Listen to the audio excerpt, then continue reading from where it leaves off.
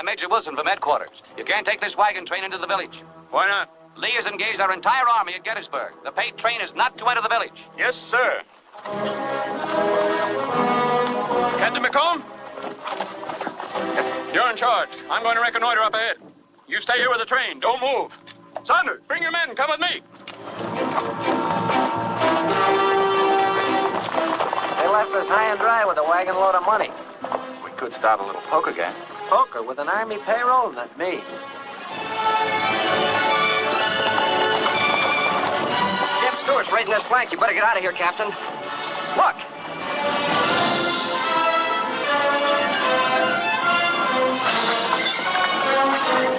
Get those first two wagons down the road. We'll make a run for it with a pay wagon.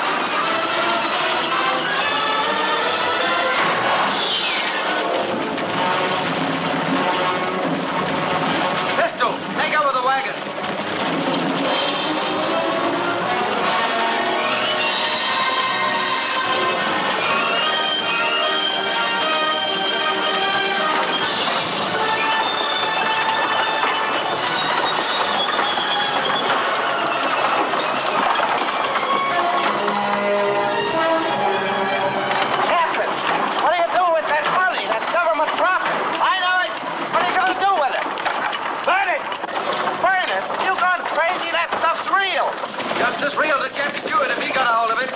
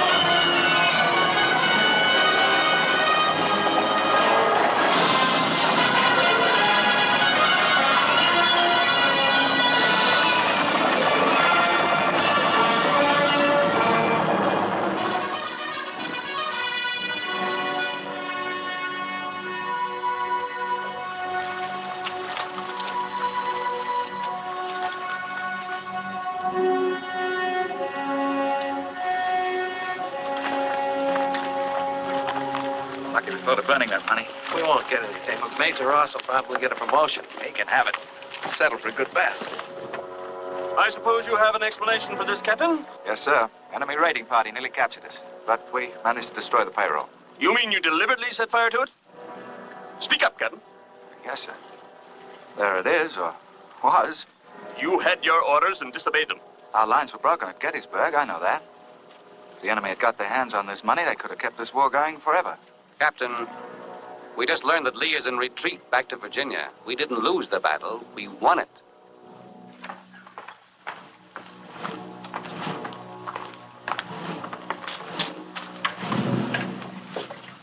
I left Captain McComb in charge. Told him not to move from his position. It seems that he took matters into his own hands and did, against Army regulations, burn $1 million of pay of the Union armies in the field. Gentlemen of the court, we must admit the allegations. We have never denied the facts as presented here, nor that they were in violation of the Articles of War. But I ask you to consider the character and record of this officer. Captain McComb served under me, therefore I know whereof I speak. I realize that he was under orders not to move from his position. But gentlemen, an order is not a god, it is a guide. This is a flagrant case of direct and willful disobedience of orders and regulations. Captain Michael McComb is to be cashiered the service of the United States Army, forfeiting all pay and allowances now due. The findings and sentence of the court have been approved and will be duly executed by command of Major General Howard.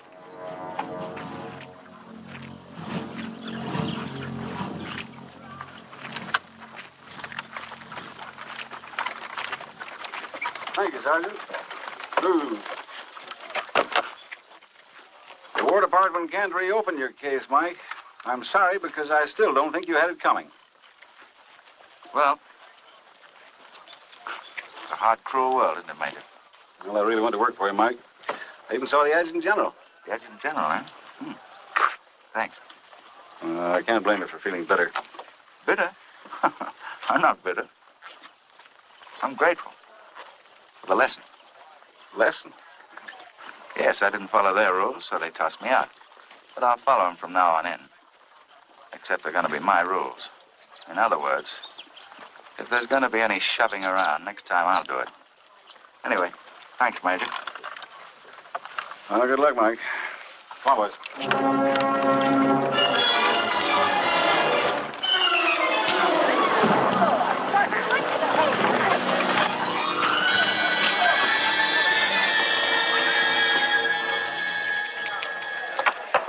You'll lose. This game is crooked. I want my money back. What do you got, only sixes and aces on those dice? Can't you make an 11? Where's Honest Harry? I want my money back. Next man Where's shoots Honest dice. Harry? Wait a minute. Now, somebody's going to get hurt here. He's my friend. What do you think you're doing? We'll show you.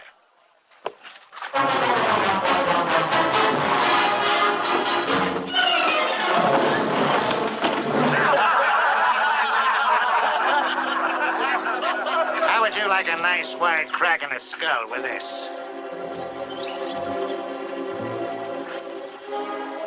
I wouldn't like it. A tulip. Now, you better start kicking up the dirt while you're still on your feet. A rough exterior, but a heart of gold. Yeah, hard and yellow.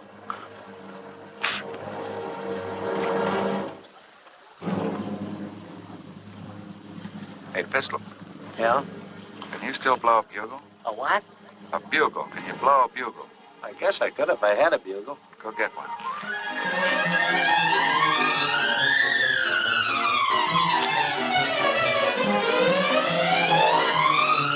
Bugle up. Sound assembly. Can they court-martial you twice? Blow.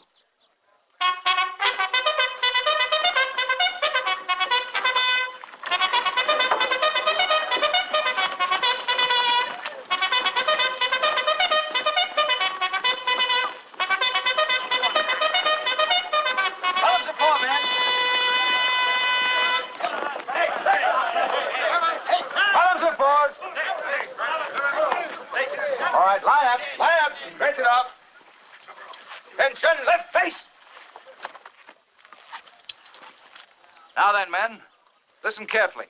I have orders I want carried out immediately. This camp is a disgrace, and there's the cause of it over there, Honest Harry's. Gambling, crooked dice, bad liquor. You boys didn't lose your money, you were robbed. Attention, I'm going to put a stop to this. Go in there and give them a little of the old army boot. All right, men, break ranks. Double quick, let's go in and clear them out.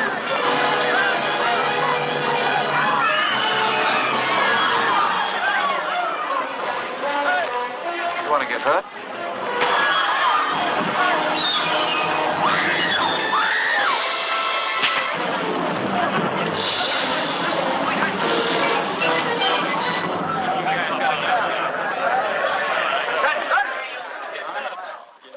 Well, Well done, man. I'm proud of you. Now take these hoodlums and ride them out of town on a fence rail. Don't treat them too rough. Just barely kill them. Now, where is the tulip? There he is, over there. Oh. He's out cold as a fish. Well, take him and throw him in the river. There's a new one on me. Stand aside, son. I have a way with those things. Here. Thank you.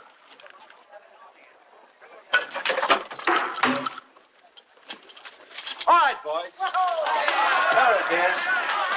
There's the money those thieves stole from you.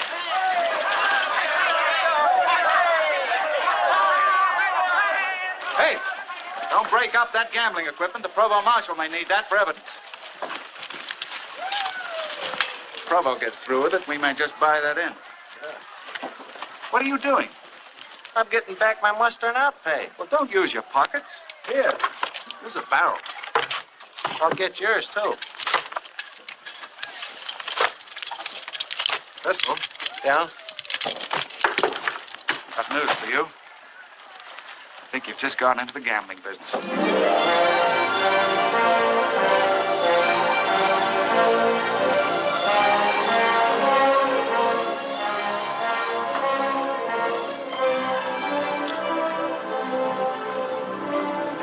Mike, we're in trouble.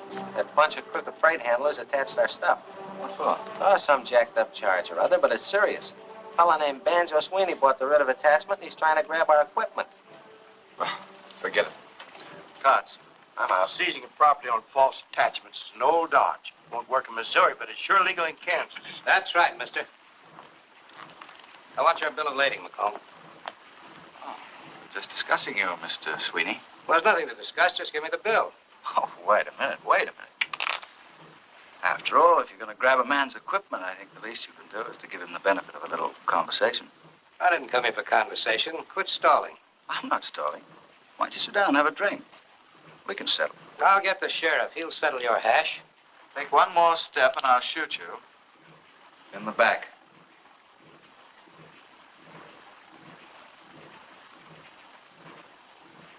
You don't take any chances, do you?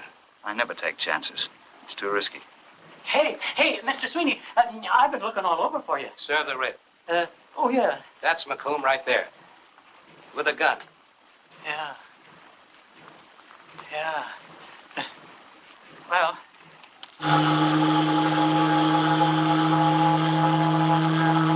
What's the matter, boys? Couldn't be that we've crossed the line into Missouri, could it? That's right. I'm sorry, Mr. Sweeney.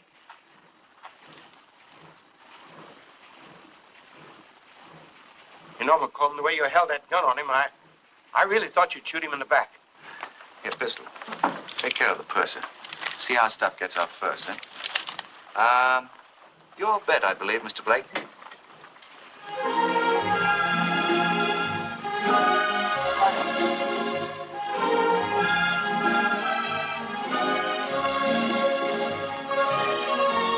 Drink, soldier? Here's what we collected on deck for the boys. Looks like they kept their hands in their pockets. Didn't dare disturb the cabin passengers. They're mostly Yankees. Give me that. I just love to see Yankees in their money part company.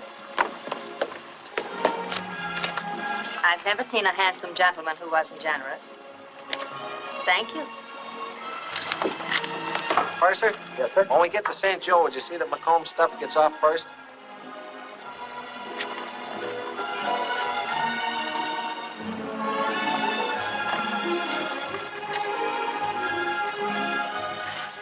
I'll raise you 200. I've had enough. Oh, Miss Moore. Don't get up, Mr. Chevigee. I'm just collecting money for the soldiers on deck. Would you mind? Pleasure, ma'am. Thank you. Of course. Go away. Go away before I shoot you. In the back. I'll call him. I happen to be trying to help wounded soldiers. Now, would you care to contribute? Your pardon, ma'am. I had no notion I was addressing a lady. Thank you. Wait a minute. Change. Thank you. Who's that? That's Georgia Moore. She and her husband own the Silver River mines. Nice people. Very nice. And you're very generous, too, with my money. I'd make that pot good if I were you. 3 aces. I had no idea the frontier could boast such charming ladies. And speaking of charming ladies...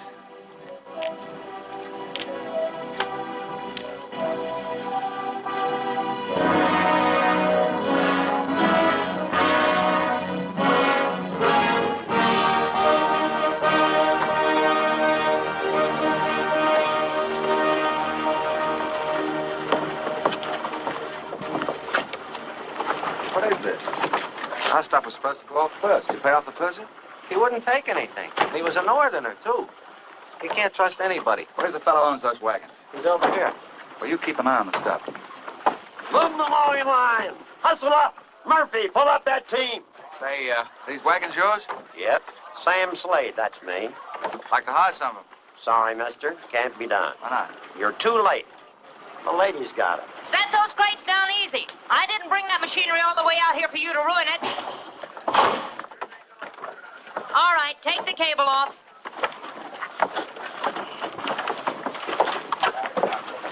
Wagon boss is a bit tough. See what you can do with it. Tie everything down tight. We're liable to run into rough weather. Hello, Mrs. Moore. Or maybe you're Mrs. Moore's younger brother. That's very funny. What do you want? I want a little help. You remember me, don't you? I'm the man who so graciously contributed to your worthy cause. I'd like to get a copy of your wagons. That's impossible. Oh, just a minute. This is business. I need those wagons pretty bad. I'd like to make you an offer. Sorry. The answer is no, Mr. whatever your name is. McComb, ma'am. Mike McComb. I need all I have and more. I've been trying to get this mining machinery to Silver City for 6 months. Sorry. Oh, that's all right. I just thought that out west here, everybody tried giving the other fellow a helping hand. We also have a saying. What's mine is mine. I keep the wagons. Pretty smart in those pants. I'd look pretty silly without them. But a couple of drinks ain't gonna hurt you. Sorry, son. I got to stick in the job. I'll tell you what I will do, though. What? If you stick around, I might play a little game of horseshoes.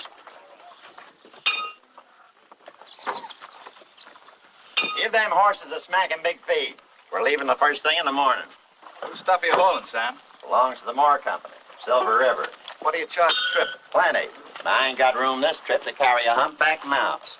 He's got ethics. I offered him twice the price to carry our stuff instead. But he's got ethics. Well, I like a man with ethics. You sure got away with those horseshoes. That was $10 a game. I know it. Fifth game you won in a row, isn't it? I'm good at all kinds of games. That's my nature. Hey, you ever play poker? Poker? I said all kinds of games.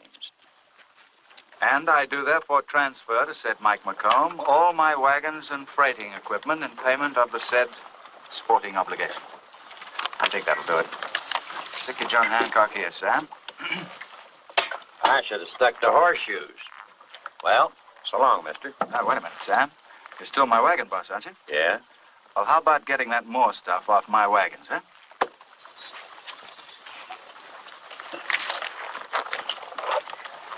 Mike, how can you do that? Do what? Take those wagons away from Mrs. Moore. She needs them. Fiscal. Allow me to explain something that may be a guide to you in the future. From now on, I am interested only in the needs of one Michael J. McComb. Have it your own way. I will. She's got an awful temper. I wouldn't want to tangle with her. That's where you and I are different, pal.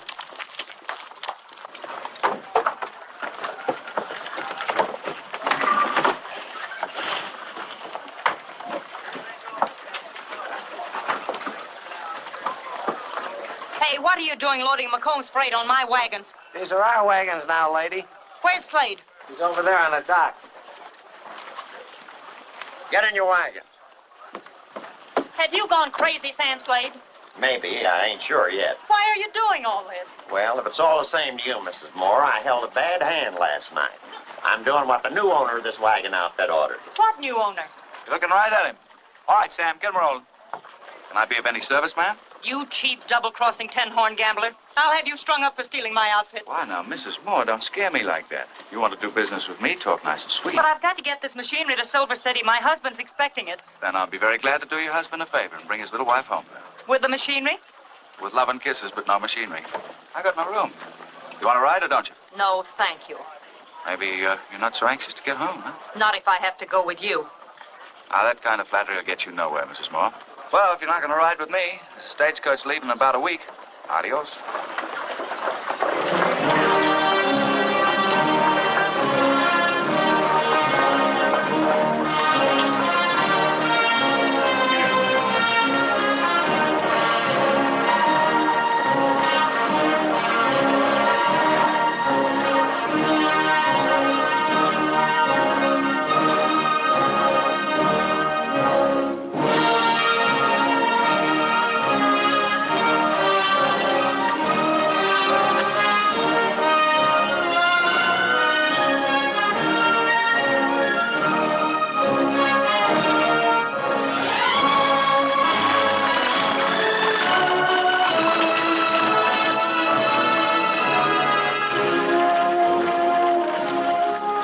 Pass your wagons, Mrs. Moore.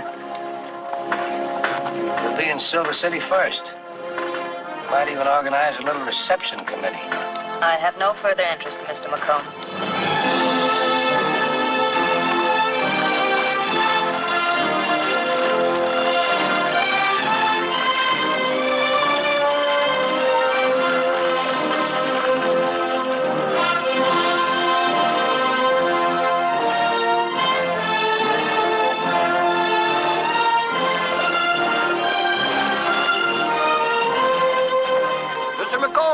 Certainly glad to see you again.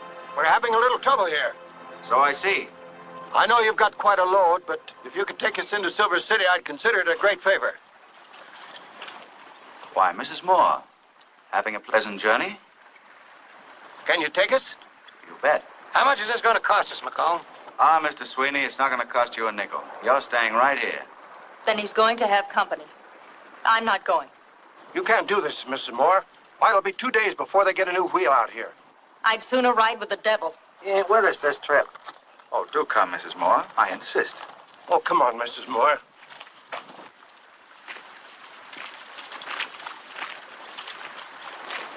I'll catch up to you in Silver City.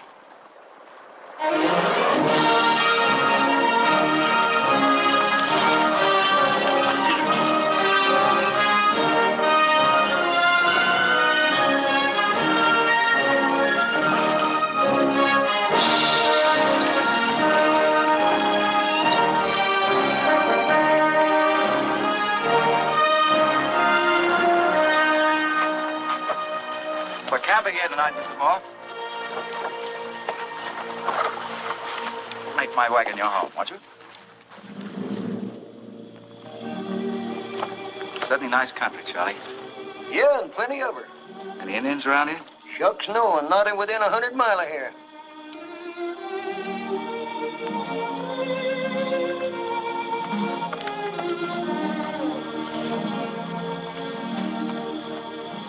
I like you better in skirts. Sorry to disappoint you, McComb. Where are you going? To make my bed and get some sleep, if it's all right with you. Sure, it's all right. But I had an uncle once, slept away from the wagons one night. In the morning, he woke up without his hair. Scalped. Now, how would you know whether or not there are Indians out here? You've never been west before. Greenhorn.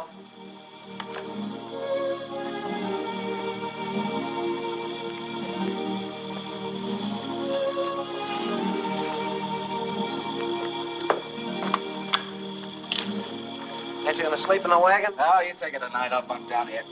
I'll go over and count the horses again and pick up a couple of blankets. All right.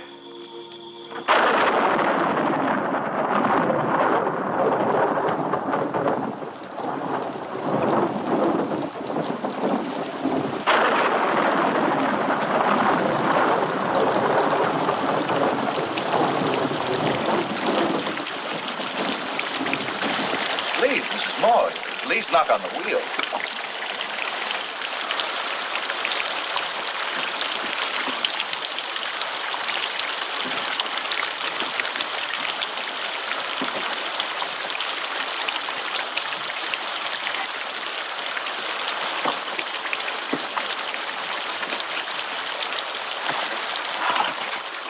What sort of a man is your husband?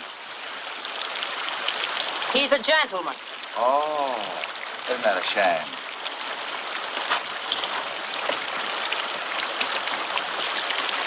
How long since you've seen him? You ask a lot of questions, don't you? You're the sort of woman a man asks questions about. Besides, I like the answers. I thought you made up all your own answers.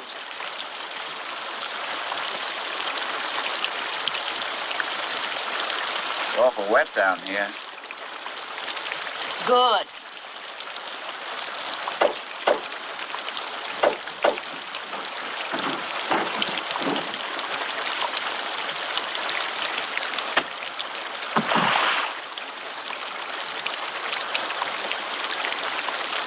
Oh, I'm so sorry, Mrs. Moore. It was only Pistol. He didn't know you were there. I'm sorry, mister. Are you hurt? No, it's just bent a little. Pistol, take these over to Mrs. Moore with my compliments. She's gone. Gone? How far can she get?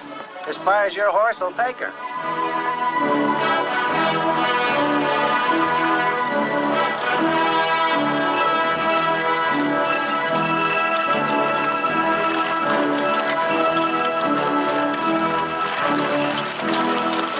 Take him on down to the wagon yard, Sam. You ain't aiming to settle in Silver City, are you, stranger? Oh, I might. Why? Well, if I was you, I'd keep moving. Any particular reason? You wouldn't like it here. Bad for your health. Oh. Well, that's certainly very kind of you boys to be so considerate over a stranger. Here, call my horse, Sonny.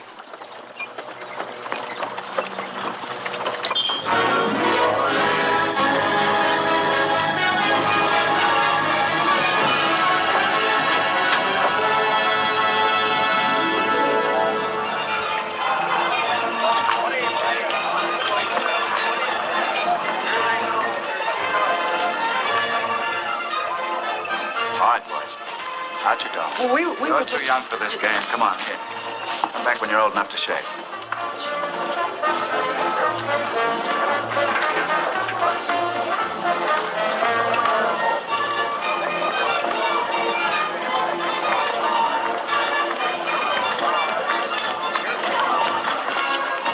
Move over. Hello, McComb. Open for business? What kind? Strictly on the level. Maybe you remember. I was figuring on a layout like this for myself.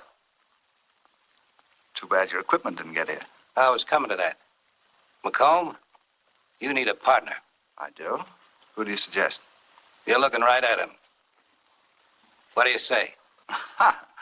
I'd say you better have a drink. Forget it. I don't need any partners. Is there an undertaker in this town?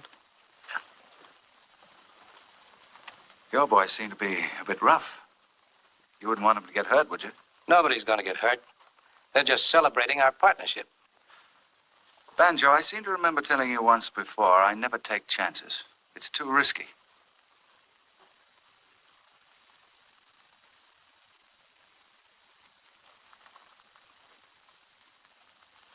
But maybe I do need a partner. A silent partner.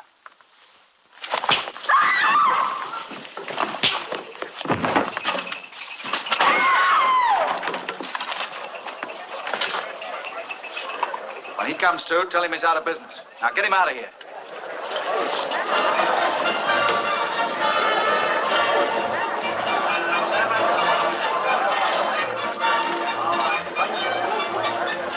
A glass of milk.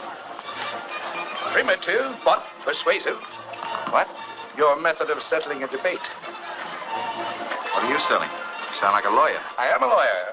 Business is a little slow at the moment. It might surprise you, sir, to know that one of our great universities of learning once pronounced me its potential best. I am still potential. Well, how about a potential drink? Always. Ah, that's a gentleman's drink. Beck is my name, sir. John Plato Beck. Thank you. McComb. Michael J. McComb. Your health, sir. Thank you, sir. Someone else here to see you, Mike. Who's it? I think you better make yourself scarce. This is personal. The lady's husband.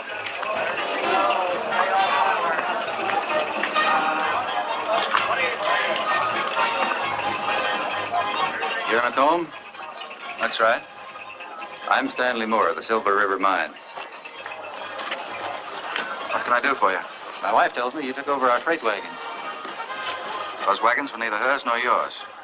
I bought and paid for them. Did she tell you that? Yes, she did. Can I offer you a drink? McComb, I'm in kind of a spot. To get my machinery, I need those wagons. Will you lend them to me? Lend them to you?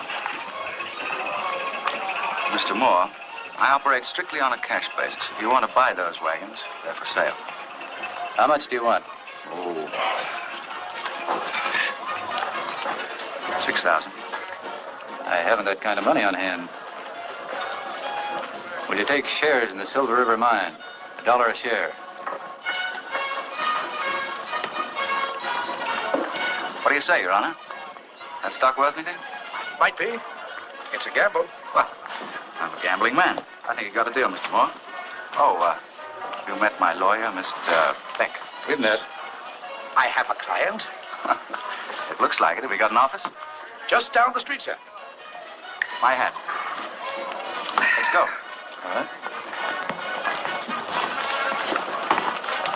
Get rid of this. You'll just sign one of these blank forms, Mr. McComb. I'll make out the bill of sale for the wagons and give it to Mr. Moore in the morning. All right. There we are. Very pretty. I hope our little deal works out profitably for you. I hope so, Mr. Moore. Now, if you'll pardon me. Give my regards to Mrs. Moore, won't you? Yes, of course. Interesting couple, the Moores. Good-looking wife. He's to be envied. You sound like a lonely man, Mr. McComb. Man is only lonely when he depends on other people, Mr. Beck. I don't. As a student of human nature, you excite my curiosity. Where'd you come from, and what are you looking for? I'm looking for a lawyer who can mind his own business. Sorry. Give Mr. Klein and 4. I seem to remember a quotation from that. Let me see. No clash of arms, no matter of rebellion could pluck from his grasp what he had won. Sound as if you knew it. Oh, I read a book once. Well, Caesar was ambitious. He lived by it. He died because of it. A bad exchange, that, isn't it, Mr. Beck? Death for ambition. But, of course, there's an answer for that, too. Ambition should be made of sterner stuff. Of course, you've got to be lucky. Even Caesar couldn't make his own luck. Oh, Caesar didn't have bad luck. That was bad judgment. He trusted a friend. Remember? Brutus. Good night.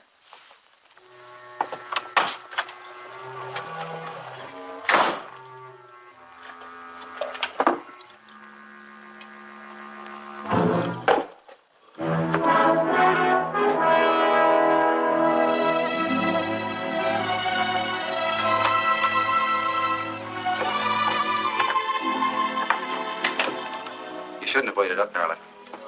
I couldn't sleep. He didn't give you the wagons. I knew it would be like that.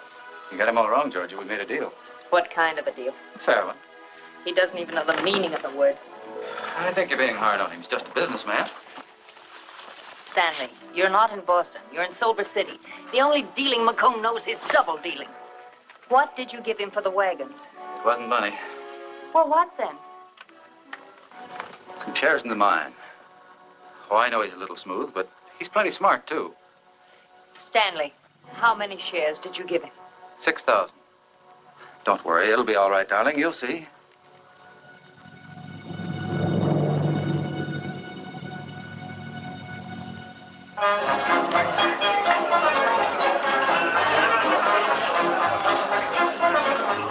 You remember me? You bet I do. Sam, how are you? Still pitching horseshoes? Some. But I ain't playing poker. Had a tough run of luck, Mr. McComb. Taking the party up country. But the trouble is, I know. You need a stake, huh? I thought that maybe... Hey, Pistol, I guess we sort of owe you a favor anyway, Sam. Take care of him, will you? Good luck. This is getting monotonous, Plato. More and more of this paper every night. That's true enough. This voucher, good for $5 in cash, when redeemed by the Blake Mining Company. Tell the dealers not to accept any more of this stuff. After tonight, I want gambling losses paid off in cash. Oh, wait, the local merchants are accepting these vouchers. Well, I'm not. Aren't the mine owners going to redeem these things? They'd like to.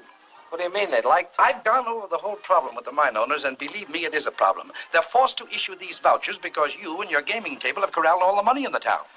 Then let them get some more money. Haven't they heard there's a little thing called a mint in San Francisco? You know, if there was a local bank, these vouchers could be redeemed. I think I'll take a little ride in the morning and find out what goes on in this mining business.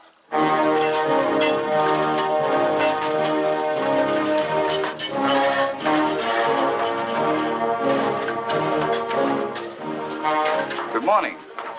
Just thought I'd come up and take a look around. You're poaching. Oh, I wouldn't say that. I'm a stockholder. Remember? I remember a lot of things about you. Good. One is that I don't like you. Going somewhere? I think I'll come along with you. What do you think you're doing? I'd like to do a business.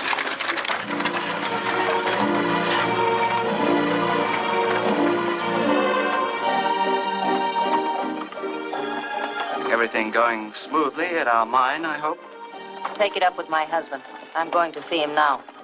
Oh, then in that case, we'll take our time. Why don't you leave us alone? Because I've met your husband. Just what are you trying to say? Just that I don't think you dislike me as much as you think you do. I think you're just scared. You're a fool, McComb. You've got the wrong woman.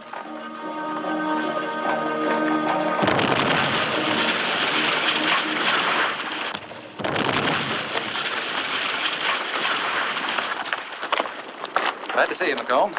Thanks. Make me feel like one of the family. I guess you're up here about the stock. Yeah, I'm not getting any returns. Well, you might as well know. You won't get any. With that smelter going up? I can't finish putting it up. About cleaned out. Sorry to hear that, Moore. Something about a losing investment I don't like. You never take a chance, do you, McComb? Not if I can help it. I know a lot of people that don't know what to do with a chance when they get it. I've got some more above ground, but no credit.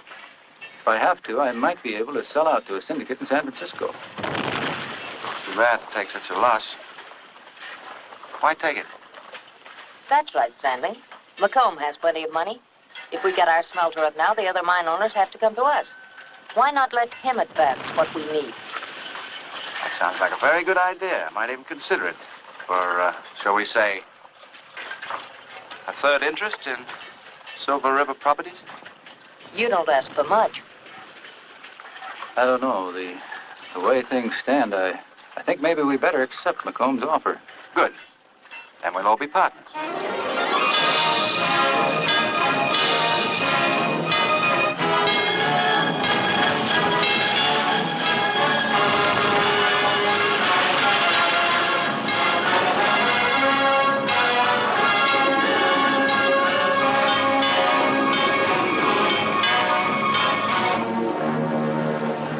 Why don't you fellas get smart? The mine owners will never pay off in money as long as you keep taking their paper. So don't let them feed you that malarkey about the cash coming later. They'll keep you working for nothing. It's in the breed. And let me tell you another thing. Mike McComb's in with him. That don't sound right, Banjo. Mike's a gambler.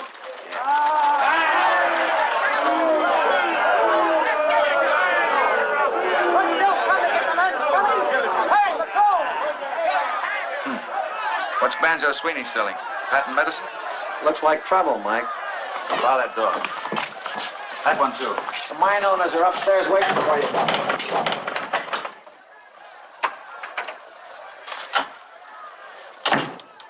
Well, Silver City's most distinguished citizens, and Mrs. Moore. I had no idea there were to be ladies present. I'm here as a mine owner, Mr. McComb. We're not paying a social call. We're having trouble with the mines. Ah, trouble, trouble, trouble. Indeed, we all have our troubles, do we not? You're the cause of our troubles. You won't let the miners gamble unless they have cash. You know we've been paying them off in paper. Then pay them off in cash. Suit me better. Well, the truth is there's no loose money around. Now, these gentlemen and this lady here thought maybe... Maybe they'd better do less thinking and more mining. Anyway, why come to me? Don't be a bunch of sheep. Go on in there and make them pay up.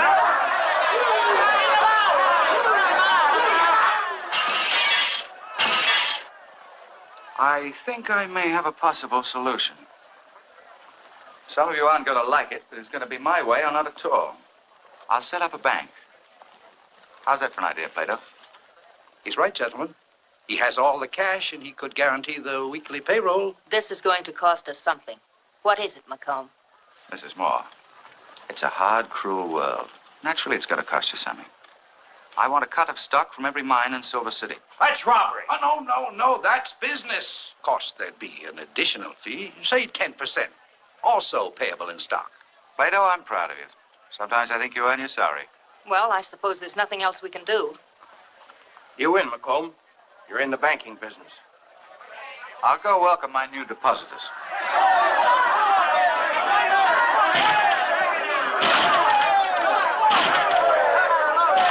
All right, cool off, boys. I've just been having a little talk with the mine owners inside here, and they seem to think it'd be a good idea if I were to set up a bank. All right. I'll guarantee my bank will meet all the paper you hold and pay you off in cash. How is that? How you boys doing with those doors down there? Well, knock them down and come on in for a drink on the bank.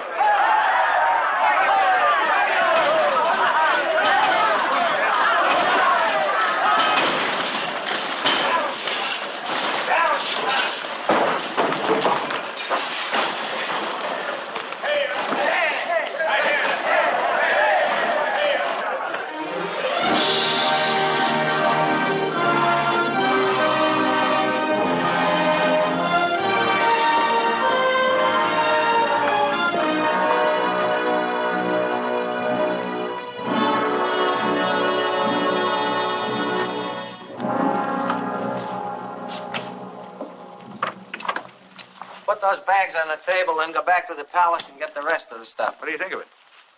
I like him better with 2 sleeves. Meet my new tailor. Anyway, he once made a suit for the Prince of Wales. Mike, with the money you're making, you can afford to get him ready-made. Make him a new vest. Plato says I'm now a gentleman. Going on the theory that clothes make the man. No offense, Mike. Not bad. Mr. Macomb, if you please. Oh, sorry. I don't understand it. First, you loan the money here at the bank. Then you win it back at the gambling tables across the street, put it back in the bank, then loan it out again. But are we making anything? That's high finance, Pistol. Explain it to him. He might not be so wrong. This system could backfire. Better think about it. Don't you think I've thought about it already? We're not stopping here. We're expanding. Carson City, all over the state. First, I'm going to open gambling houses. After that, banks. People will like that, I think. Give them some place to put their money. Right in our pockets. Mr. Macomb will have no pockets unless he stands still. This just come over the wire. This isn't addressed to me. Well, I thought you'd like to see it first. Look who's coming, huh? Hey, this will be the biggest thing ever happened to Silver City. Well, have we got his brand of whiskey?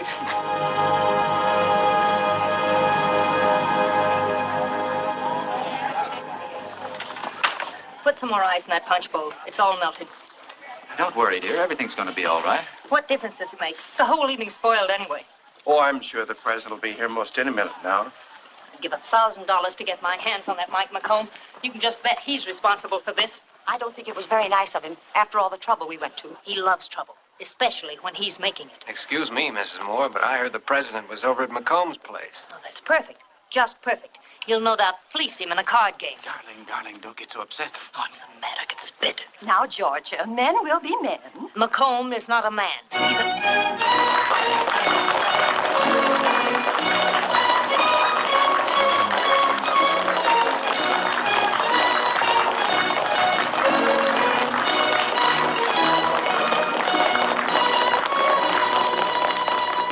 Mr. President, Mr. Shevegi, our host and the owner of the biggest mine in Silver City. That interests me greatly. Mr. President. Mrs. Austin, Mrs. Harbord, Mrs. Moore. Ah, yes, of course. The head of our entertainment committee. And Mr. Moore. A pleasure, Mr. President. Mr. Moore, 3 cheers for the President of the United States. Hooray! Hooray! Hooray! I appreciate the ovation. Thank you. Thank you. Thank you. Now, Mr. President, let me introduce you to the punch bowl.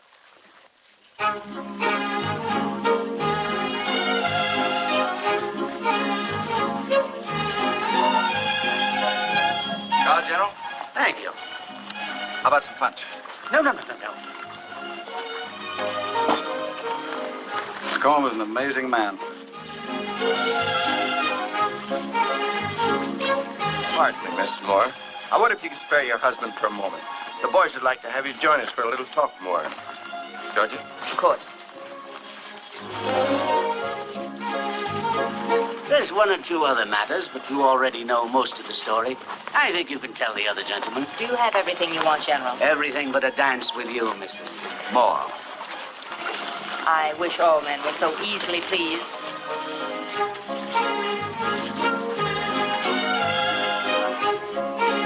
While we're in here talking, McComb is out there making policy with the president. I hardly think the president came all the way out here just to patronize the punch bowl. You're entirely right, gentlemen. Shut that door. I can tell you it's no accident the President of the United States came to Silver City. Although his visit's unofficial, what he told me is of vital importance. Well, if it was so important, why didn't he talk to all of us? I imagine the President has a pretty fair idea who he wants to talk to. Besides, aren't we all in the mining business together? McComb's right, gentlemen. Aside from personal feelings, we can't operate the mines without him. Let's hear what he has to say. Very smart. Plato, you were there this afternoon. Get in the picture. Well, as you all know, a first-rate nation is a nation with surplus international credits. Britain has her empire. Kimberley diamond mines, the silver of India, the gold of the Rand, and the tin of Malaya. Russia has the steppes of Siberia. Rich in 100 resources. What about the gold of California, Oregon, Colorado? True. The 49ers gave us the gold exchange, but gentlemen, that's not enough. The big strikes in gold are over. Do you know what we need now to make this country the great creditor of nations? Silver. In simple language, gentlemen, here's the word from the President. You've got to produce more silver. Even if it means working the mines 24 hours a day. Digging faster, shipping faster, you've got to produce more silver. Up until now, of course, everybody's been digging silver to see how much of it they could stick away in their own pockets. Fine. But the picture's changed. Silver City has become more important than all of us. On what we do right here depends the very future of America. I visualize this territory around us here as the foundation of a vast empire. And if you're smart, it'll begin right here with the men in this room. This country's rich in silver. We'll find new fields. If we try, we'll double the silver output. Depend on me. I thought you'd see it my way, gentlemen. Pardon me, mine and the President's. Well, drop around to the bank tomorrow and we'll go into details. So what else could we do? We burnt $1 million. What a fire. I had $35,000 with the ashes on my hat. And for that, they threw him out of the Army. That's gratitude. They threw you out once, didn't they? No. Twice. You got a pretty good job now, though. Our dance, I believe, Mrs. Moore. Yes, it has been nice. Oh, you better. People might think you don't like me. I don't want to dance with you.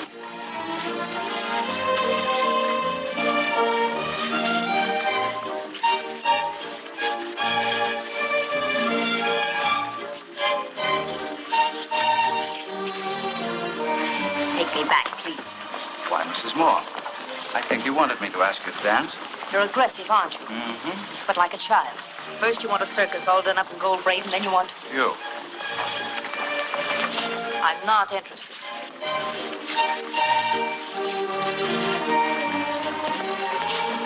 May I offer you a toast, Mrs. Moore? To what we both really wanted.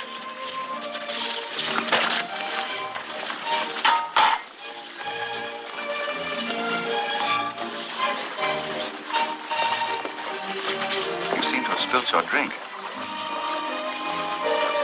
Lovely party, isn't it?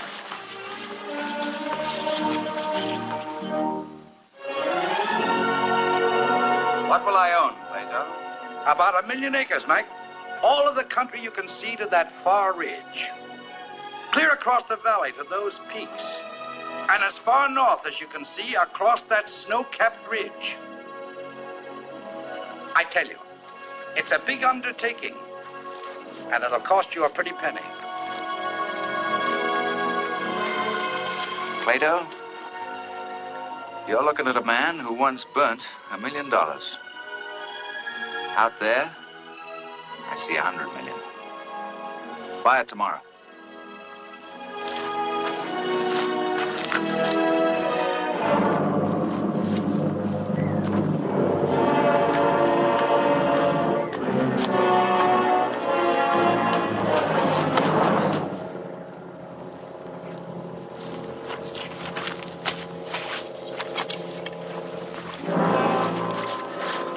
Sam Slade.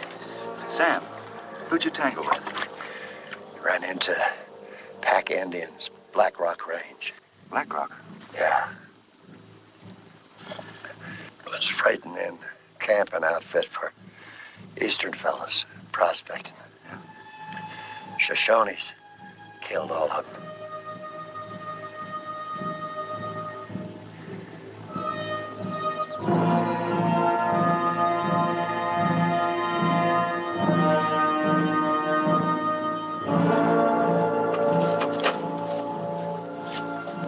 Keep this quiet, or we're liable to throw the whole town into a panic.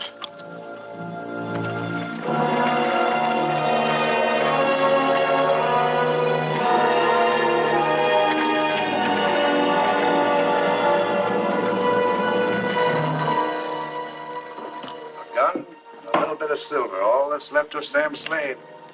Little enough for a man to leave, isn't it? Come in. Hello, Moore. Hello, Beck. Hello. I know it's late, but I've been in town several times today looking for you. Oh? What's on your mind? You know, we've been getting out a lot of ore. All of us. Mines are working at full capacity.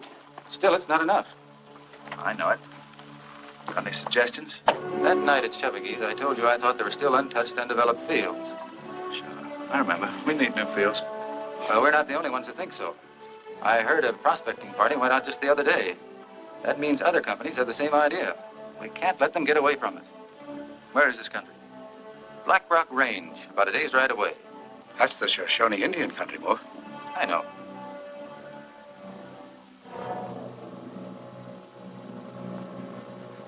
And, you think there might be silver there? Huh? I'm sure of it. Of course, that's pretty rugged country. After all, you're a married man. Your wife, she might like it. I'm a mining engineer, McComb. Here, let me show you on the map.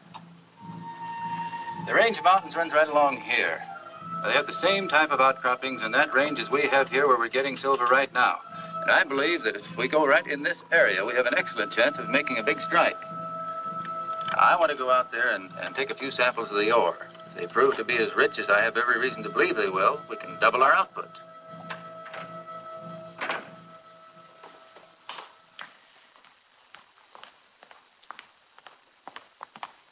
Good night, Beck. Night. Good night, sweet prince. Lights of angels, sing thee to thy rest.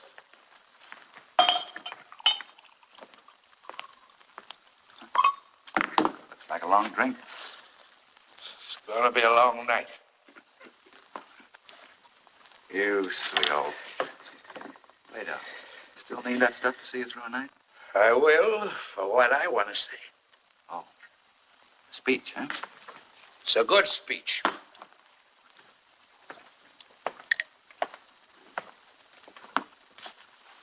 A speech about the truth. I used to like the truth, Mike. Well, we all do, don't we? Not you. You run from it. My speech is about the human soul. You believe in the human soul? I believe in myself. And you're wasting your time. You know why? All right. Why? Because you're no good, Mike. You're no good. The defense rests. Did you ever read the Bible? Not lately. Well, it's all written there. A whole story about a king called David. He knew what he wanted, too. A woman. A woman he saw one day bathing in a garden. Mm-hmm. Go on. And David desired this woman, and he lusted for her.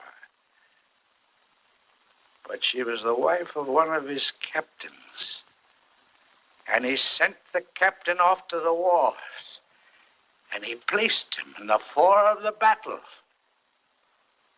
And this captain was killed. And the king took the wife of this slain captain for his own. And that's not all. You've forgotten something. What? The king loved that woman, didn't he? David loved her with an all-consuming passion. Didn't he? That's not important. Of course it's not important. Not to you, you cold Boston codfish. You and your sermons. You get them out of a bottle, Beck. You want to make up rules for other people to live by because you've forgotten how to live yourself. You drunken, sanctimonious hypocrite.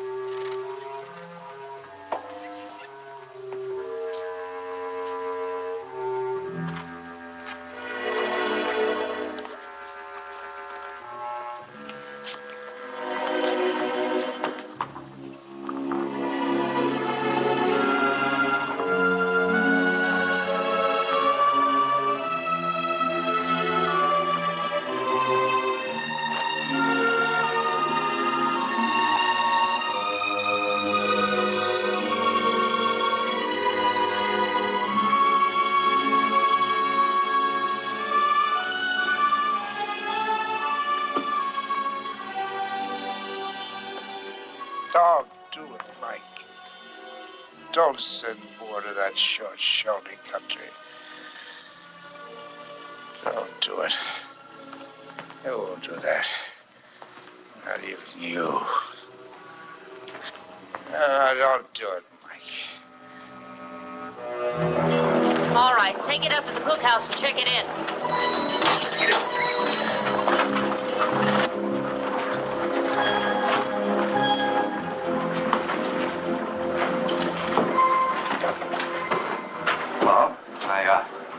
Want to have a little talk with you?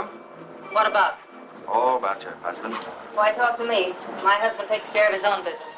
Besides, he's gone. Gone? I didn't think. Georgia, it's got to be stopped. So, I guess you've thought it over. Now you're going to change your mind. Leave Stanley alone. He knows mining. It's his business. Look, there's something I've got to tell you. He's gone up into the Black Rock Range. I know that. I don't think you understand, though. I just found out the Shoshones are on the warpath. You know what that means, don't you? They already killed a party of prospectors. Shoshones? How long ago did he leave? At dawn this morning. I'm going after him.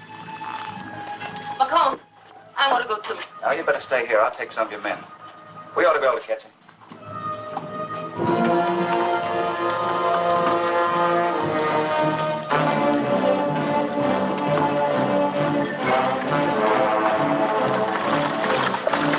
Get on your horse and follow me.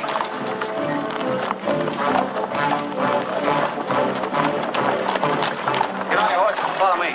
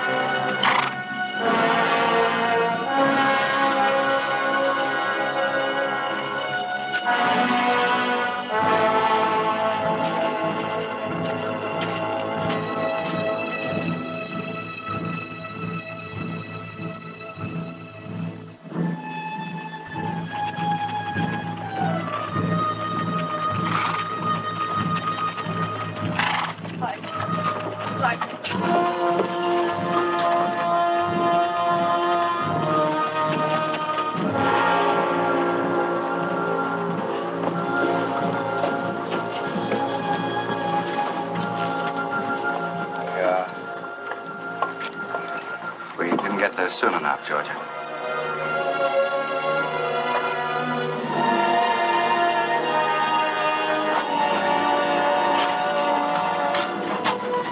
Well, King David, I see you brought the warrior home.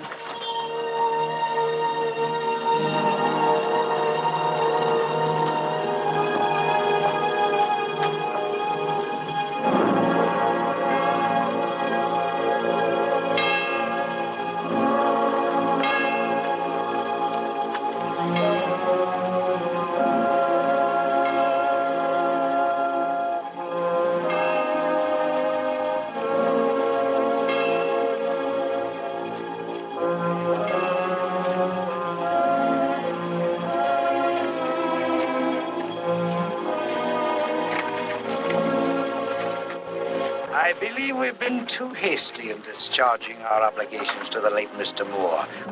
We've written no epitaph. Well, I'll speak one. Nature might stand to all the world and say, this was a man. A man betrayed.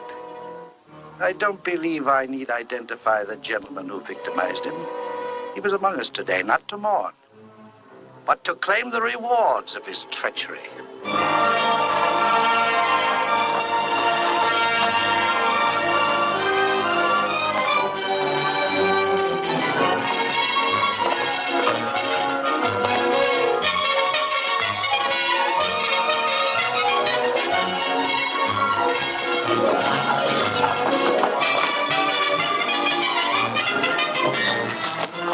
Good morning, Mr. McCall. Morning, Edwards. Well, what do you think of the site? Oh, it's excellent, excellent. But, do you think a castle will blend with this landscape? Blend? In the landscape?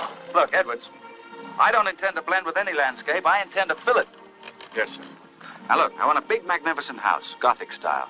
I want it built in white marble. White. But there's no marble in this part of the country. Then get marble. And look, Edwards, on both sides of the main entrance, I want wings stretching out. Mr. McComb, I'd like to talk this over at greater length with you. I'm still rather confused. Hurry it up, Edwards. Goodbye.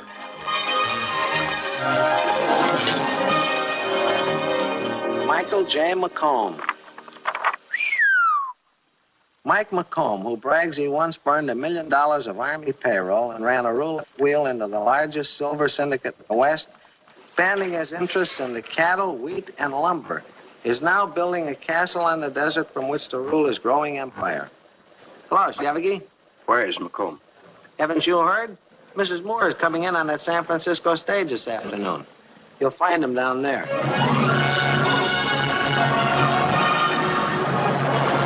Today from San Francisco. Today from San Francisco. Welcome home. It's nice to be back. I've got my carriage here for you. Thank you. You look well. Do I? What am I talking about? That's beautiful. Can this be the old Mike McComb? No.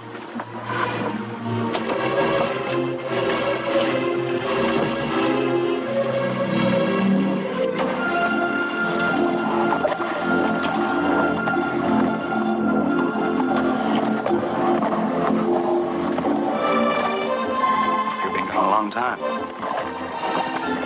Hadn't come in today, I was coming after you. I don't want you to make any plans for a week. Every day for a week.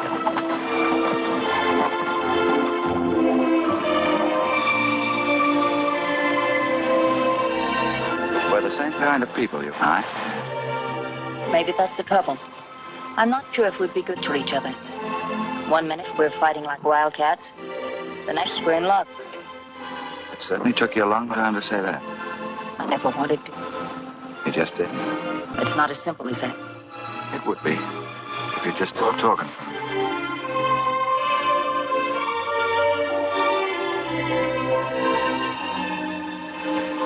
I don't think it's going to be so difficult for us to get along. You almost had me fooled for a minute. You know, you haven't changed a bit, Mike McComb. Everything out there, as far as you can see, will be yours. It's empty land. Now, maybe. But it's not going to stay that way.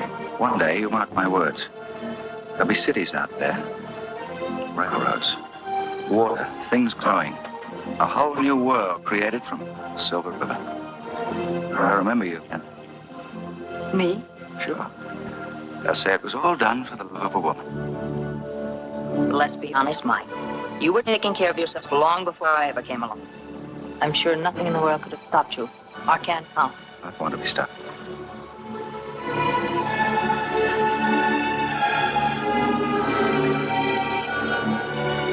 It isn't going to be as easy as taking those wagons away from me.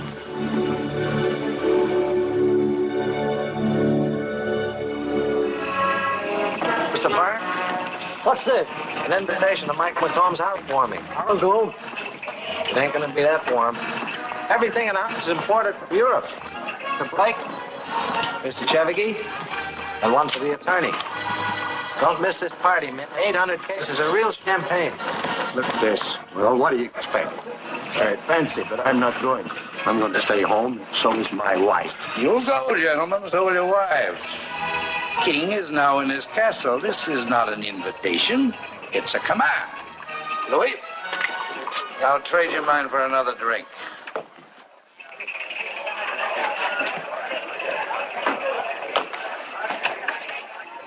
Yes, sir. Everything in that room's imported. Look at that clock. We got that from Switzerland. We got some cheese from there, too. You'll get some of that later. Now, that's the front door. That's where you came in. You saw that. Now, upstairs are the bedrooms. 10 of them. One big one. And that light hanging up there. That's imported, too, all the way from Philadelphia. If we have time later, I'll take you down and show you the wine cellar. Full of imported wine, beer, and cigars. Now, you see that door and that ceiling? Mike had that taken right out of a French castle. Cost us a fortune. And here, this is the dining room in here. Wait till you see that. Wait till you see it. We've been here for over an hour. Yes, Mr. Porter. All this is very lovely. But where are our host and hostess? We're terrible, keeping them all waiting. You just say the word and I'll throw them all out. Nothing of the kind. You look beautiful. Thank you. Good evening. Well, good evening. Hello, Chevigey. Seen the house? What a lovely gown, Mrs. McComb. Thank you. Dinner is served. Shall we go in?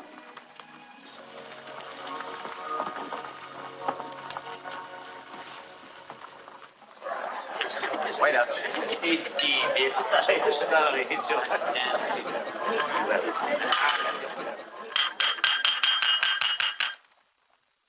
Your kind indulgence, ladies and gentlemen. I'd merely like to say how happy I am to think that so many of our invited guests found time to grace our table. Indeed, it's not often that a man finds himself honored by the presence of so many loyal, trustworthy friends. Huh, Chevigey? Oh, yes, to be sure. Now, if I may, I'd like to propose a toast to the Silver Queen, Mrs. Mike McComb. Well, I seem to remember my father telling me on occasion somewhat similar to this. Be brief, be sincere, and be seated. We're greatly indebted to Mr. and Mrs. McComb for their gracious hospitality. Much happiness to them. Now I'll tell one. Ha! Plato. With a respectful bow to our beautiful hostess, I propose a toast to Mr. McComb, my old friend. Indeed, we should all honor him. His name marks our schools, our banks, and one day, maybe, our finish. Ladies and gentlemen, you're in the presence of a great man, a mighty man. Are there any takers? Easy, Plato. Easy is the word. Remember to say please and thank you to Mr. McComb. He likes to be thanked. Mr. McComb is offended by my conduct.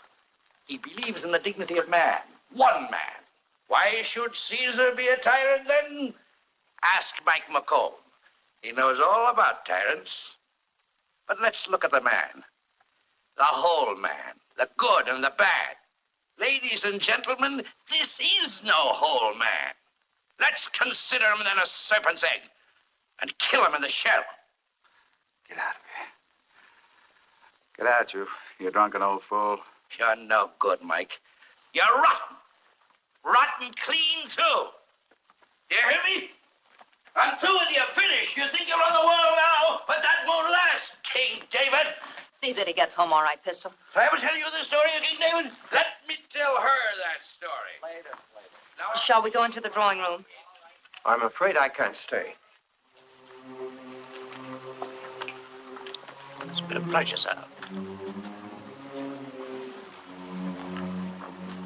Good night, Mr. McComb. Good night, Mr. McComb. Good night. Good night, Mr. McComb. Good night, Mr. McComb. Good night.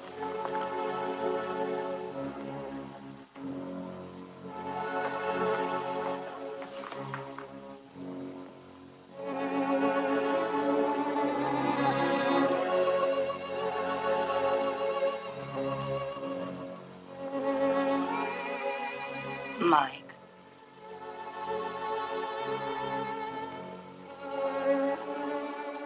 Lovely housewarming, wasn't it?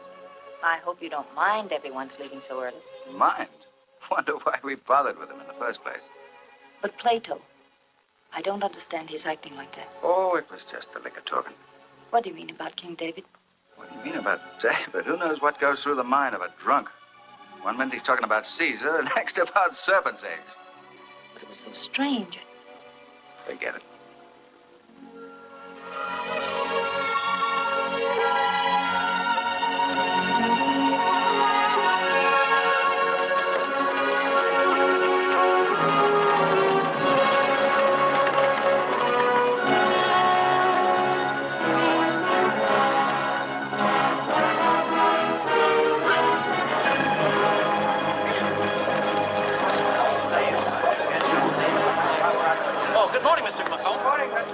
Morning, Mr. McComb. Morning, Mr. McComb. Morning. Good morning, Mr. McComb. Morning, Mr. McComb. Well, it's about time you got back. I've been trying to get in touch with you. Have you? Well, Mrs. and I thought we'd leave business to the rest of you for a while. Uh-huh. The Harvard Lampoon. Very educated. Somebody must have left it here. I've been keeping my eye on things, Mike. Did you get those reports I sent you? I haven't been doing much reading lately. What is it, Shaver? These will require your immediate attention, Mr. McComb. I don't know what you'll say to this, but Mr. Shavicki and the other mine owners have withdrawn their money from this bank and have arranged to transact their business in San Francisco. San Francisco? It's a long way. They call themselves the Western Combine. Short and simple. What does that mean to us, Mike? I'm not sure. They still have to have their payrolls met in my bank. Only from now on, Shaver, I only want the payrolls of the Silver River mines met. Is that clear? Yes, sir. That'll bring him around. Sure. Where's Beck? I haven't seen him. I looked in all the bars. He must have left town. Left town? Probably out looking for a new saloon.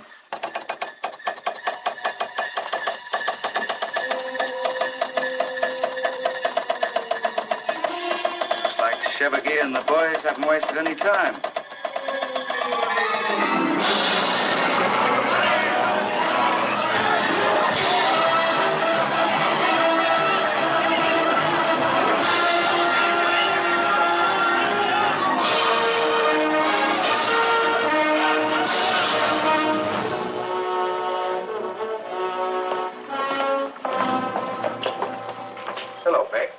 Cheviggy. We learned you were in town. We'd like to talk over a little proposition. Now, since you handle a lot of McComb's business, we thought... I'm sorry, gentlemen. I have plans of my own. Besides, I'm not in sympathy with your war over silver. It's rumored that you're going into politics, Mr. Beck.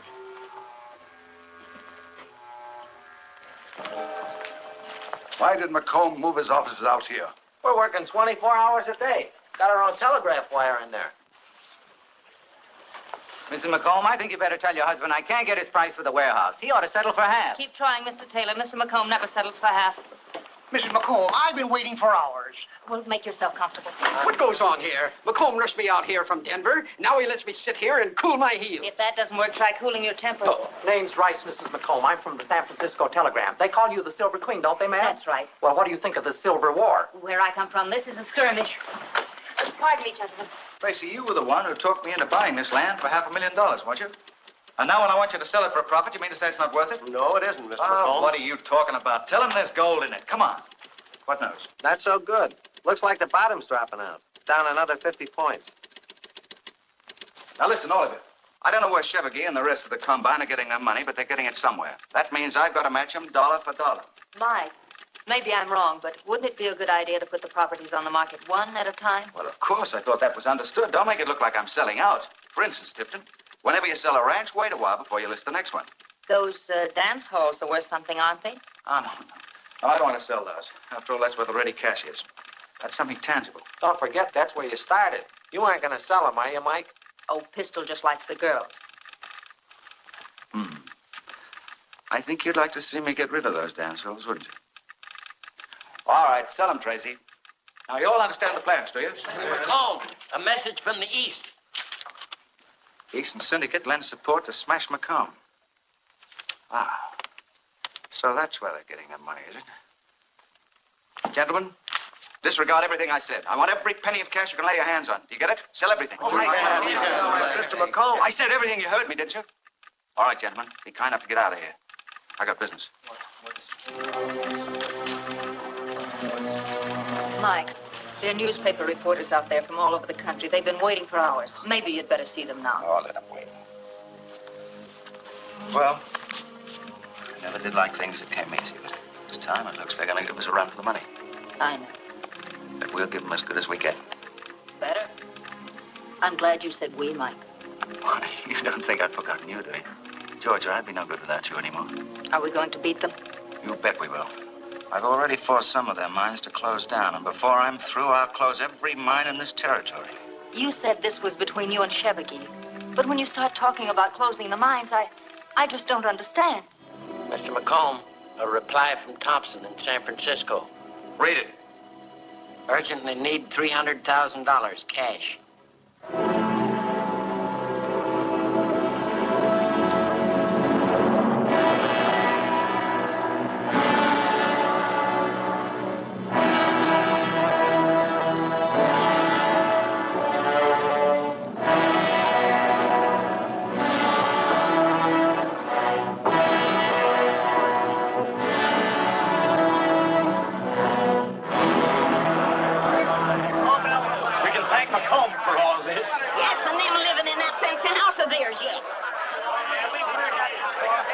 Well, boys, how do you like it since McComb shut down the mine? Hawking ain't gonna open them up again, Sweeney. If I was in your shoes, I'd go and have a talk with McComb. Well, you ain't in our shoes. We haven't even got 15 cents to buy a drink with. You stick with me, and I'll buy you all the drinks you want. Where'd you get all the pay dirt, Sweeney? I got the right kind of friends. And I don't mean him. I'll vote for him if he can open up the mines again. Why don't you get smart? Beck used to work for McComb. He probably still does. I'll take these to my office. Pick me up around 8 o'clock. Yes, sir. Oh, boy. Plato! Plato Beck! Hello, Georgia. We've missed you. Well, I haven't been far from the sound of Mike's name. They're talking about him all over the state. I hope you haven't been listening to the wrong side in your campaigning. Georgia, I've got to listen. That's my business from now on. Listening for the truth. Why don't you come out the house? I know Mike would love to see you. I've been meaning to call, only... That's all been forgotten. Good. I'd love to talk to Mike. You see, he's part of my campaign. Oh? What have I been telling you? What do you think Beck's doing in that buggy with Mrs. McComb? Come on. Get wise to yourself. Take a look at this. The Silver Queen herself. Let's have 3 cheers for Beck and the Silver Queen, the former Mrs. Moore. Shut up, you idiot. What's the matter, Beck? You know all about it. Everybody knows about it except Stanley Moore, and he's dead. King David killed him. King David McComb. Get out of my way.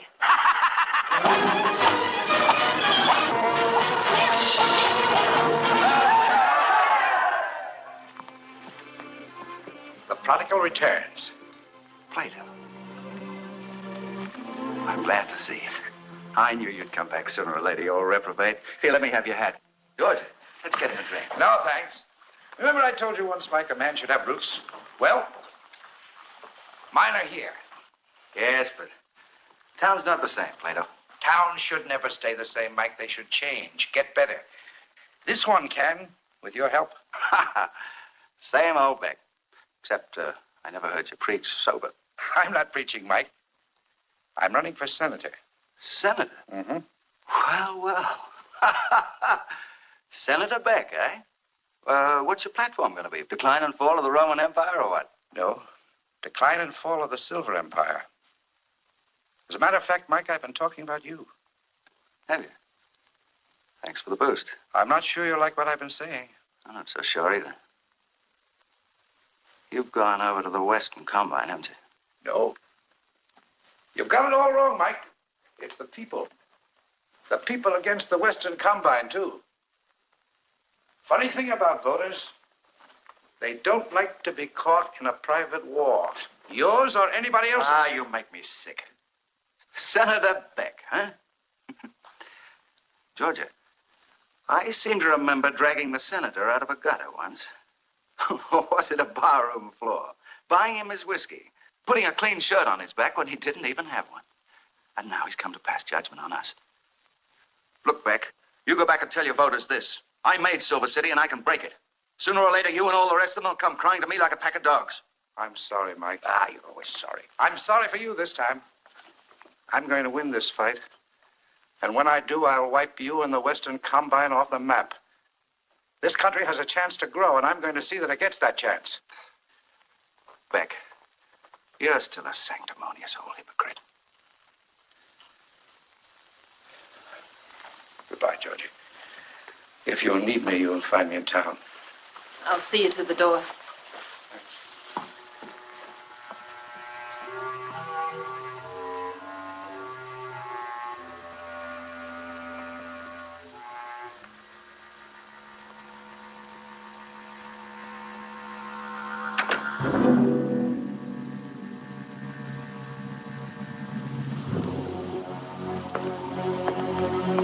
Georgia. Georgia.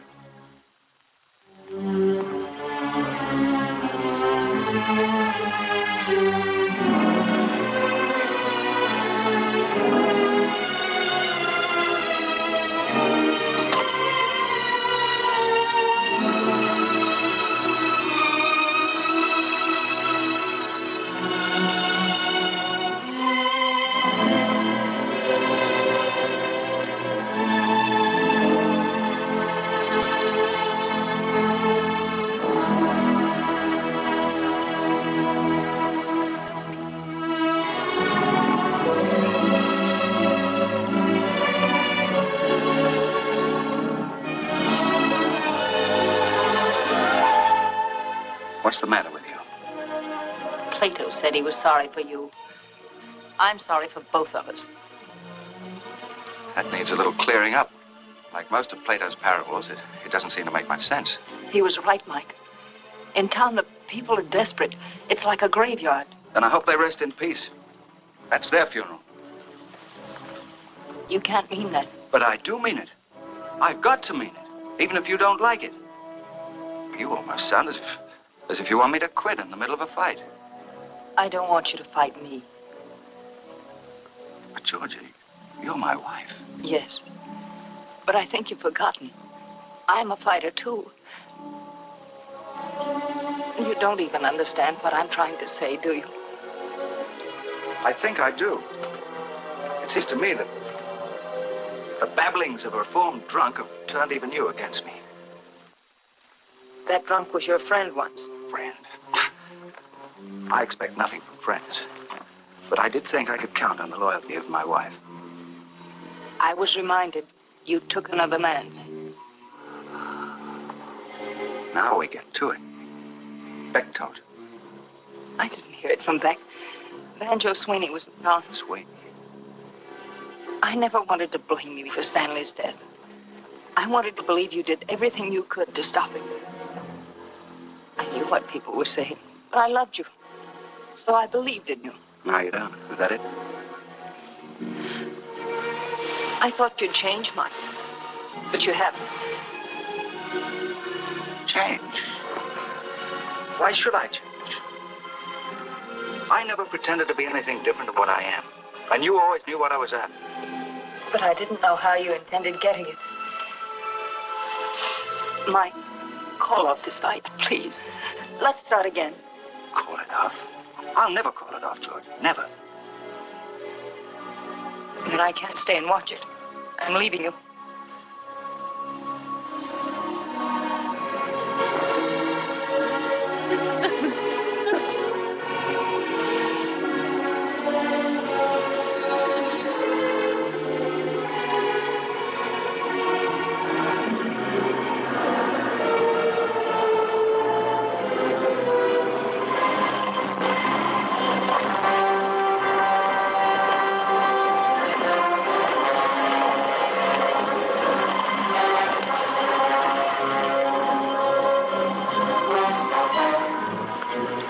Ain't Banjo, Sweeney? No, I ain't.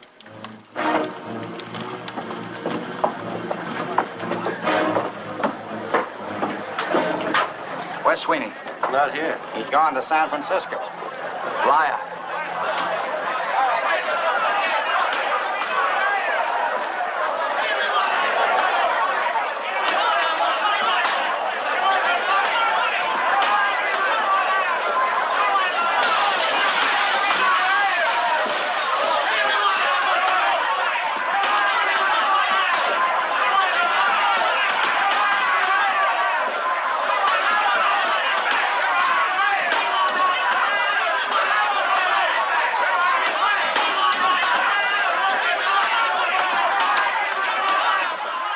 Tell you there's a run on the bank. We're through. What are you talking about?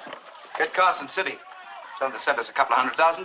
There isn't any bank at Carson City. It didn't open today, Mr. McComb. Then get Leadville. It's closed, too. Get out of here. Get out or I'll blow you out. Put up that gun, pistol. Schaefer, pay off all those people. But, Mr. McComb, I'm not sure we have enough money to. If you do, you're bankrupt. Pay them off. Give them everything we got. Quiet down. We'll get your money. Quiet down, everybody.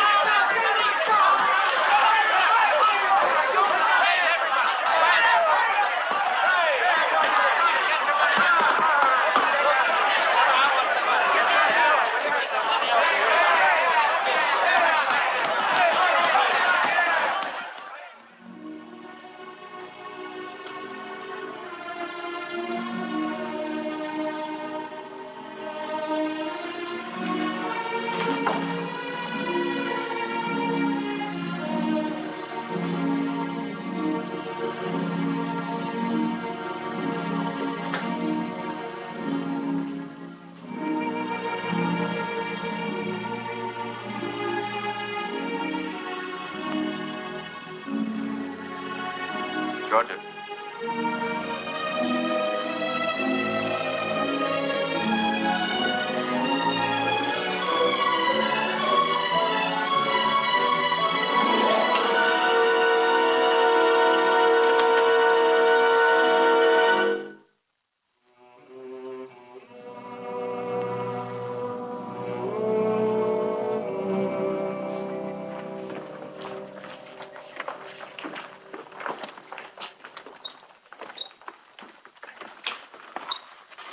Get your hands off that. Everything goes, McComb. That picture stays. Unless you want to go out of here feet first. Come on, Jim, Terry. Let's get this other stuff.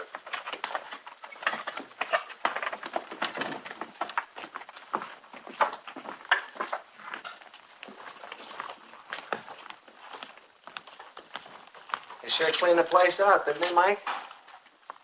Sure did. Like it that way. More room. Look, Mike, I haven't got big money, but I got a few dollars. It's yours. I was just thinking of the time we burnt $1 million, remember? I sure do. Seen a lot of changes since then, haven't we? Yeah. You know, Chevy and the boys are back in town. They're running some windbag against Beck. Are they? Very interesting. You didn't come here to talk politics, though. What's on your mind, boy? Oh, nothing. I just thought you'd like to know I saw Georgia.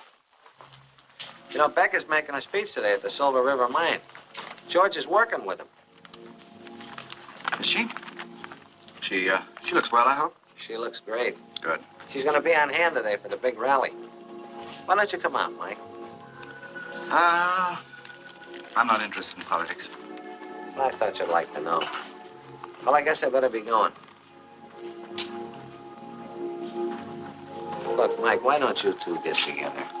Maybe you can straighten this thing out. Of course, it's none of my business. That's right. It's none of your business.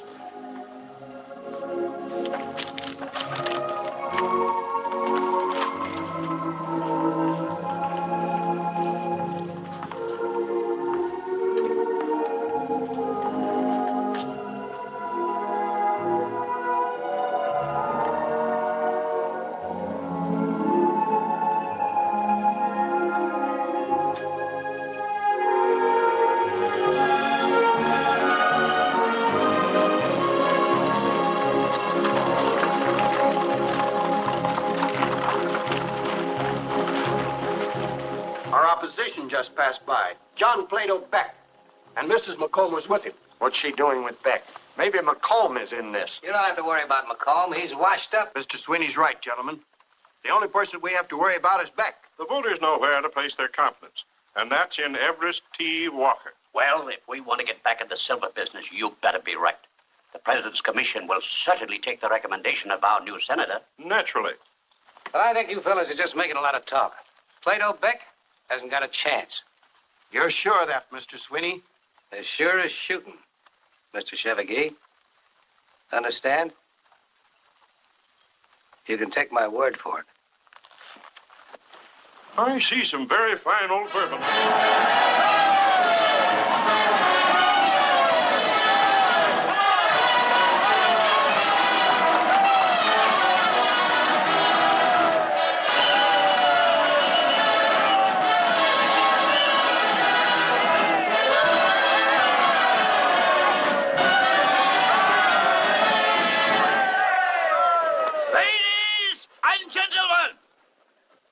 I am winding up my campaign at Silver River because it's here that the nation looks for economic support. We have pledged ourselves to the government, but there are those among us who have broken that pledge. And it is our responsibility to expose them. Right. I propose to call them by name. All right, boys, break it up. Keep your places. Shut up. We're going right on with this meeting. Shut up, Beck. These men are here to intimidate us.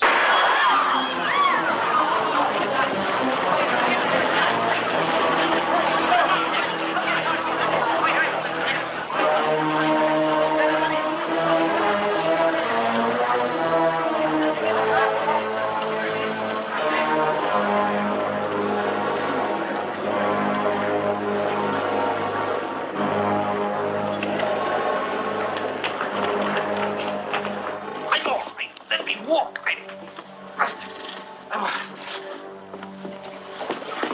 Doctor, wait.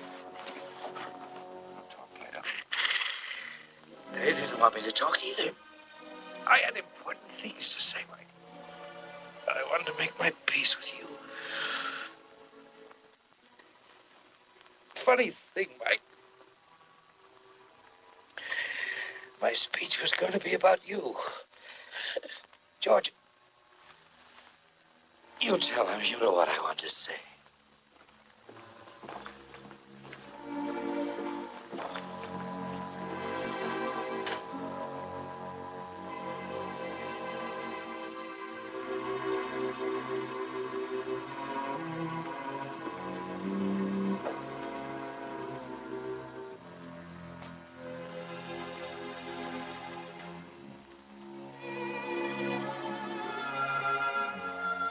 I'll tell you what he told me.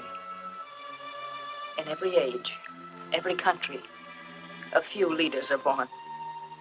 Not many, just enough to keep things going. You were that kind of man, Mike. He'd always hoped you'd find out. But you built an empire just for yourself. Then you destroyed it. Plato was trying to pick up the pieces, fit them together again.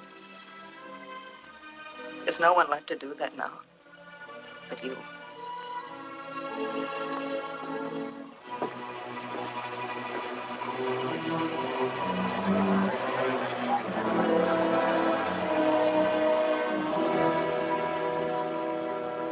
Plato Beck's dead.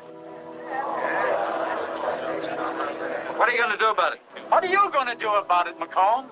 Speak his epitaph? No, I don't have any words that would do him justice. I just keep thinking that the men who killed him are celebrating right now in Silver City. That something's got to be done. So who feels like doing it? We've lost everything as it is. Now McComb wants to take us into town and get our skin full of lead.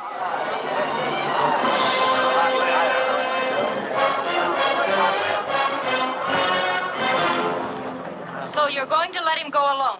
What a bunch of yellow-bellied skunks you are. Get in those wagons and go with him.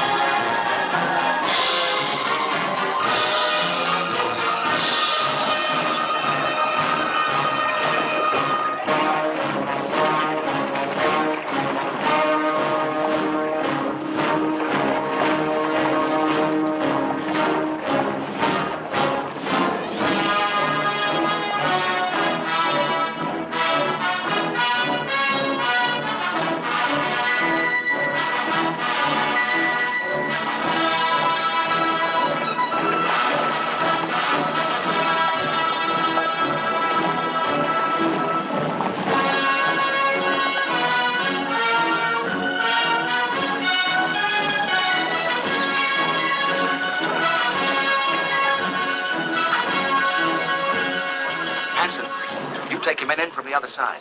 Cover every street out of town.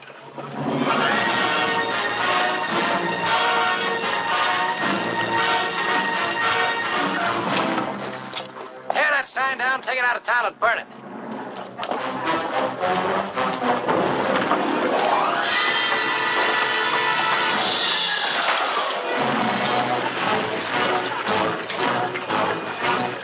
All right, you men disperse.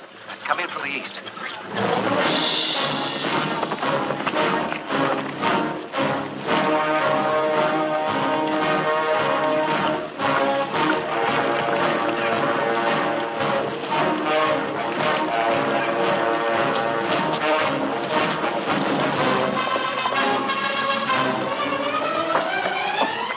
McComb's coming into town. He's got all the miners with him. Get on your horses and let's get out of here.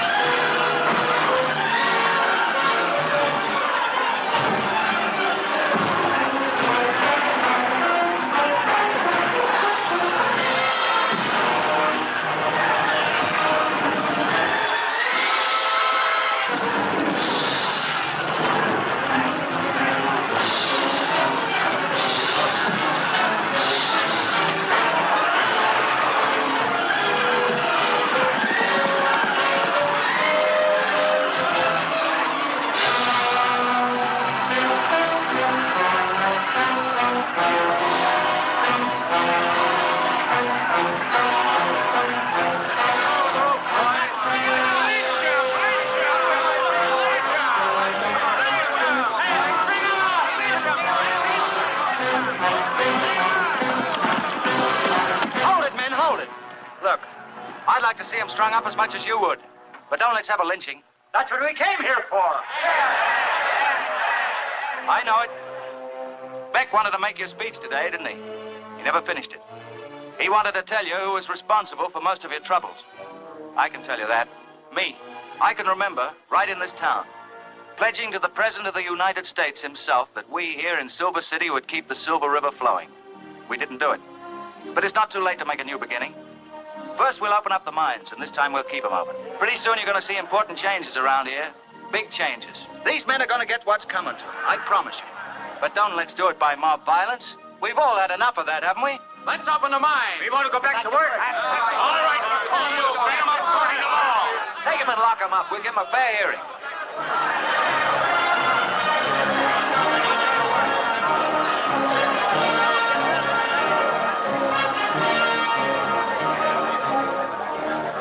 I'm proud of you, Mike. What's the matter? I was just thinking what a wonderful chance I had to shoot Banjo Sweeney in the back. And I passed it up.